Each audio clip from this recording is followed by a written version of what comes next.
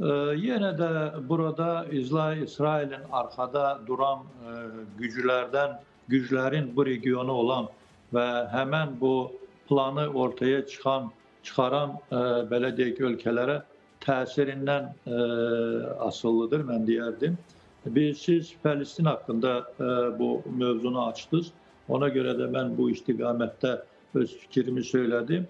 O ki qaldı Suriyada, biz bilirik Livanda da İsrail öz mövqeylərini gücləndirmək niyyətindədir və heç də öz niyyətindən çəkinmək istəmir və bunun üçün əlavə tədbirlər görülür və İsrail üçün Livanda və Suriyada yerləşməsi bu belə deyək müvəqqəti bir prosesə kimi baxmırlar və mən düşünürəm ki, İsrailin bu addımların atılması heç də İsrailin özünün müstəqil hansısa qərarı olsa da, planı olsa da ancaq İsrailə bu məsələdə dəstək eləyən, İsraili bu məsələdə belə deyək bunu lazım olarsa kömək edən qüvvələrdən asılıdır. Biz də bilirik ki, İsrailin arxasında əsas ABŞ durur və İsrailin bu yaxın şərqdə planlarını həyata keçirtmək üçün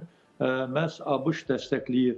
Əgər Suriya məsələsində və Livan məsələsində bu planla bağlı ABŞ-ın belə deyək, ABŞ-la razılaşdırılmış bir plan olarsa, indi orada müəyyən bir şərtlər olacaq, o şərtləri biz bilmirik hələ.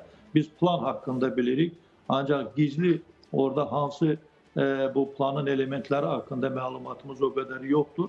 Ona görə də mən düşünürəm ki, burada son sözü həmişəki kimi İsrail yox, məhz ABŞ-ın fikrindən və niyyətindən və mövqeyindən asılı olacaq. Həmişə olduğu kimi, mən bir daha bəlkə də bu fikri təkrarlayıram, İsrail yaxın şərqdə ABŞ-ın maraqlarını həyata keçirən bir